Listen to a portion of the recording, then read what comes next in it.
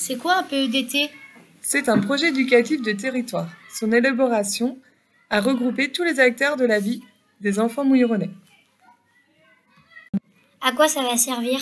Il a pour but de donner de la cohérence, de la continuité et de la complémentarité à tous les temps que traverse l'enfant. Qui a rédigé ce PEDT et comment ça s'est passé?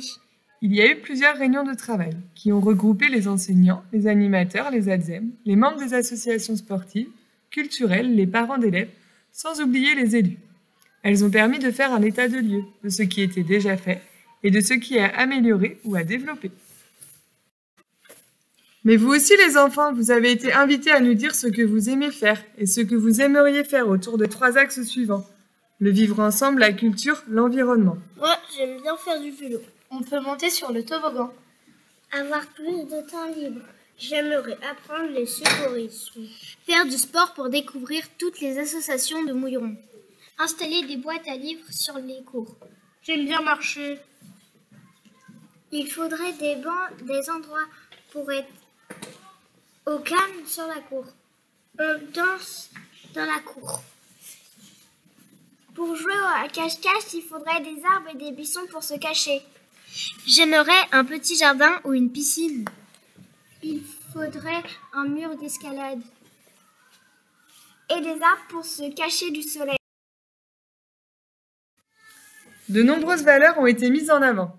Tolérance, Solidarité, intergénérationnel, amusement, justice, ouverture, bienveillance, respect, découverte de la biodiversité, inclusion, confiance, partage, égalité.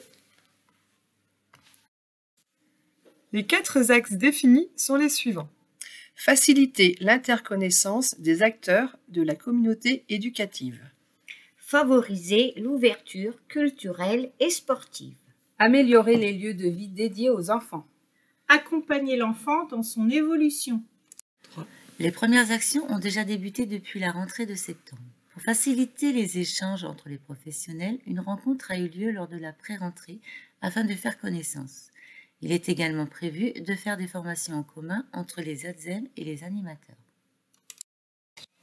Afin de favoriser l'ouverture culturelle et sportive, un tournoi intersportif entre toutes les écoles va être organisé au printemps. L'accueil de loisirs est inscrit au prix des jeunes lecteurs.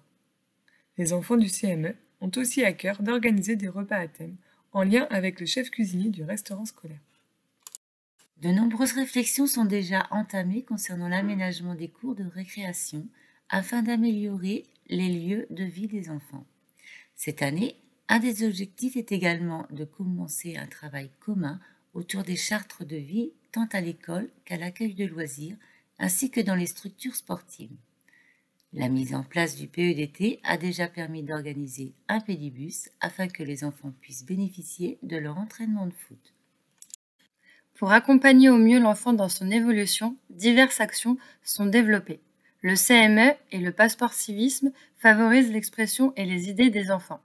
Il est important de redynamiser les échanges intergénérationnels et l'inclusion pour que chacun puisse trouver sa place et accepter la différence.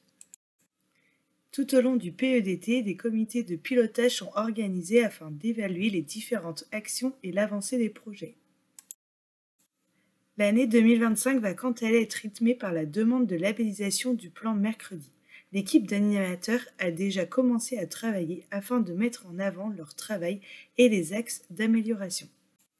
Pour conclure, il est à nouveau très important de remercier tous les acteurs qui ont et qui vont participer durant ces 3 années à la mise en place de ce projet.